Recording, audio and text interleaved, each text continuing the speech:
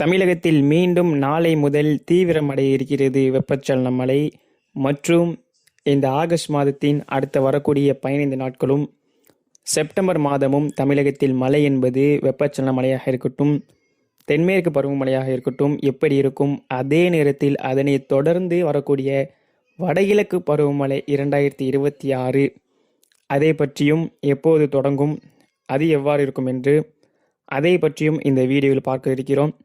எனவே வானிலை அறிக்கையை பார்ப்பவர்கள் தொடர்ந்து இணைந்திருந்து இறுதி வரை பாருங்கள். இன்னும் நம்ம சேனலை சப்ஸ்கிரைப் பண்ணாமல் பார்த்தீங்கன்னா சப்ஸ்கிரைப் பண்ணி பெல் ஐக்கான் ஆலில் கிளிக் பண்ணிக்கோங்க. தினசரி துல்லியமான வானிலை அறிக்கை உங்களை நோக்கி வந்து கொண்டே இருக்கும்.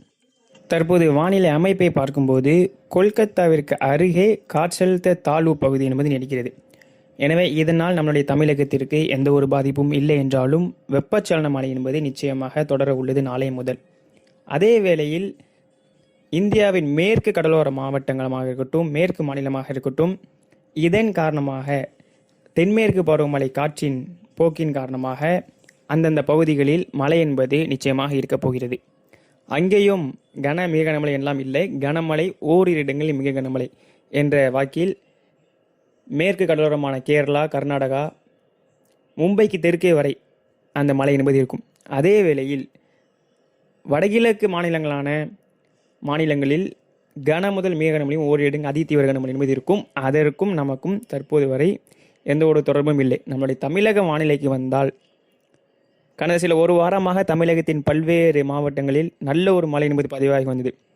சென்னை, திருவள்ளூர், காஞ்சிபுரம், செங்கல்பட்டு உள்ளிட்ட வட மாவட்டங்களாக இருக்கட்டும், தென் மாவட்டமாக இருக்கட்டும், டெல்டா மாவட்டங்களாக இருக்கட்டும், பெரும்பான்மையான மாவட்டங்களில் தமிழகத்தில் கடந்த ஒரு வாரமாக நல்ல ஒரு மழை என்பது பதிவானது நாம் எதிர்பார்த்தபடியே. அடுத்து வரக்கூடிய வாரங்களில் குறிப்பாக நாளை முதல் மீண்டும் தீவிரமடைய இருக்கிறது வெப்பச்சலன மழை.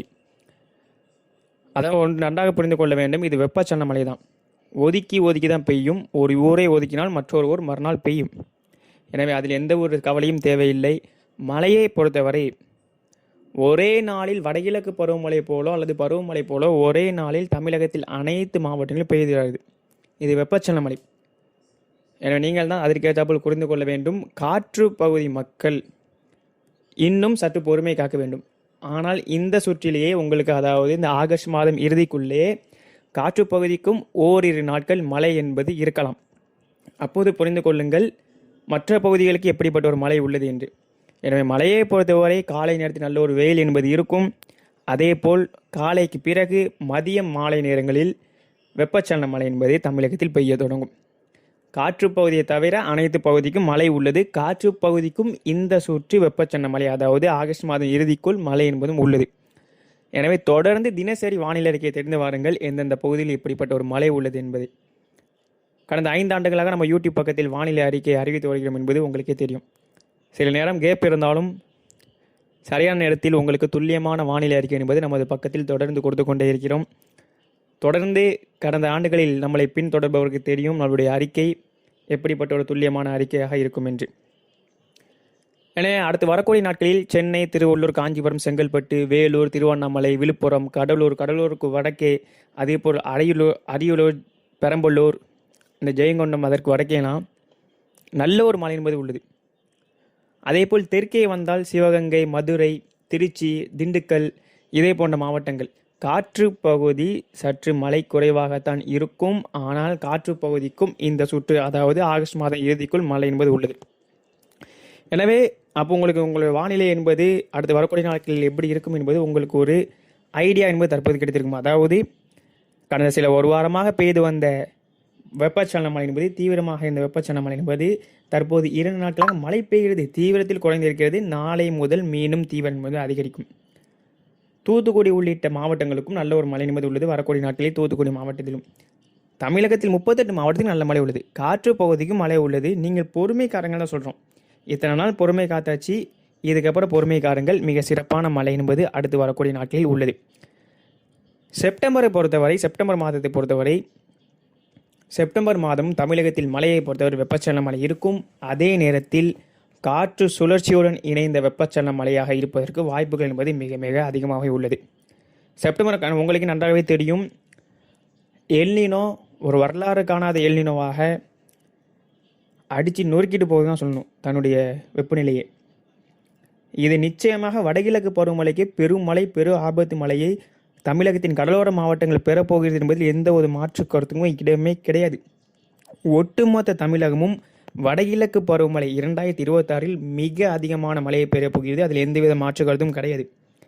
வடகிழக்கு பருவமழைக்கான ஒரு அறிக்கை நிச்சயமாக வரும். அந்த அறிக்கையை பாருங்கள், அதில் விரிவாக இருக்கும்.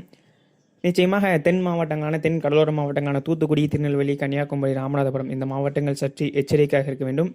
அதேபோல் வட கடலோர மாவட்டங்களாக இருக்கட்டும், டெல்டா கடலோர மாவட்டங்களாக இருக்கட்டும், ஒட்டுமொத்த கடலோர மாவட்டமே எச்சரிக்கையாக இருக்க வேண்டும்.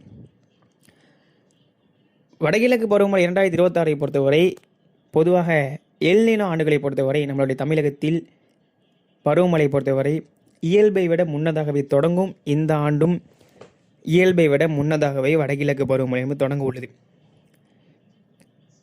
எனவே தென்மேற்கு பருவமழை என்பது நாம் முன்பே எதிர்பார்த்தது போல தான் எல்னினோ காலகட்டங்களில் தென்மேற்கு பருவமழை என்பது பொய்த்து போகும். அதே போலவே இந்த ஆண்டும் அமைந்திருக்கிறது. அதில் எந்தவித மாற்று கருத்தும் கிடையாது. இந்த வடகிழக்கு பருவமழையை பொறுத்தவரை நம்மளுடைய ஐஓடி என்று சொல்லுவோம், இந்தியன் ஓசியன் டைப்போல். ஸோ நம்மளுடைய இந்திய பெருங்கடல், அரபிக்கடலாக இருக்கட்டும், வங்கக்கடலாக இருக்கட்டும், ஸோ அரபிக்கடலும் தன்னுடைய பாசிட்டிவ் ஐஓடி என்ற நிலைக்கு சென்று கொண்டிருக்கிறது. எனவே இந்த ஆண்டு அக்டோபர் நவம்பர் மாதத்தில் தமிழகம் மிக மிக அதிகமான மழையை வடகிழக்கு பருவமழை காலத்தில் பெறப்போகிறது. அக்டோபர் மற்றும் நவம்பர் மாதத்தில் தமிழகம் இந்த ஆண்டு மிக மிக அதிகமான மழையை பெறப்போகிறது. எனவே இனி அடுத்து வரக்கூடிய நாட்கள், அடுத்து வரக்கூடிய காலம், மாதம் அனைத்துமே மழையை சார்ந்து இருப்பதால் தொடர்ந்து சப்ஸ்கிரைப் பண்ணி பெல் ஐக்கான் ஆலில் கிளிக் செய்து இணைந்திருங்கள். வடகிழக்கு பருவமழை பற்றி விரிவான அறிக்கை என்பது வரும். வடகிழக்கு பருவமழை பொறுத்தவரை அடுத்தடுத்த நிகழ்வுகள் இலங்கை மற்றும் இலங்கைக்கு தெற்கு பகுதி வழியாக குமரிக்கடல் வழியாக அரபிக்கடல் நோக்கி செல்லும். எனவே எல்னினோ என்றாலே இதே பெயர் தான். கிழக்கு காற்றல் தினசரி மழை இருந்து கொண்டு இருக்கும். மழை நாட்கள் அதிகமாக இருக்கும், கிழக்கு காற்றல் மழை என்பது அதிகமாக இருக்கும். நிகழ்வு அரபிக்கடல் சென்று தமிழகத்தின் மேற்கு மாவட்டத்திற்கும் இந்த ஆண்டு மிக அருமையான மழையை கொடுக்கும். ஒரு நிகழ்வு அரபிக்கடல் செல்லும் போது தமிழகம் ஒட்டுமொத்த தமிழகத்திற்குமே ஈரப்பதம் மிகுந்த கிழக்கு காற்றை ஈர்த்து மழை என்பது கொடுக்கும். இந்த ஆண்டு அதே போல் மிக சிறப்பான மழை என்பது கொடுக்க போகிறது. எனவே அடுத்து வரக்கூடிய நாட்கள் வெப்பச்சலன மழை. செப்டம்பர் மாதத்தில் காற்று முறிவும் வரை வெப்பச்சலன மழை. அதே நேரத்தில் காற்று சுழற்சியுடன் இந்த வெப்பச்சலன மழையும் இருக்கிறது. அக்டோபர் மாதத்தில் வடகிழக்கு பருவமழை தீவிரமடைந்து ஒட்டுமொத்த தமிழகத்திற்கு அக்டோபர், நவம்பர், டிசம்பர் இயல்பை விட மிக மிக அதிகமான மழையை கொடுக்க போகிறது. வெள்ளம் ஏற்படும் அளவிற்கு, பாதிப்பு ஏற்படும் அளவிற்கு மழை என்பது உள்ளது. இது அச்சுறுத்தலுக்காக சொல்லவில்லை, மழை நிச்சயமாக இருக்கிறது, ரெக்கார்ட்ஸ் இருக்கிறது. எல்னினோ காலத்தில் பெய்த ரெக்கார்ட்ஸ் இருக்கிறது, பெய்யதான் போகிறது. எனவே தொடர்ந்து எச்சரிக்கையாக அதுக்கேற்றாற்போல் திட்டமிட்டு விவசாயம் செய்யுங்கள். அதற்கேற்றாற்போல் உங்களுடைய திட்டங்களை மாற்றிக்கொள்ளுங்கள். துல்லியமான வானிலை அறிக்கைக்கு நம்மளுடைய சேனலை சப்ஸ்கிரைப் பண்ணி பெல் ஐக்கான ஆலில் கிளிக் பண்ணி தொடர்ந்து இணைந்திருங்கள். தினசரி வானிலை அறிக்கை என்பது இனிமேல் வரும். உங்களுடைய சந்தேகம் ஏதேனும் இருந்தால் நிச்சயமாக கமெண்ட் செக்ஷனில் கேட்கலாம். மேலும் நாளை ஒரு வானிலை அறிக்கையில் விரிவான வானிலை அறிக்கையாக சந்திக்கலாம். நன்றி.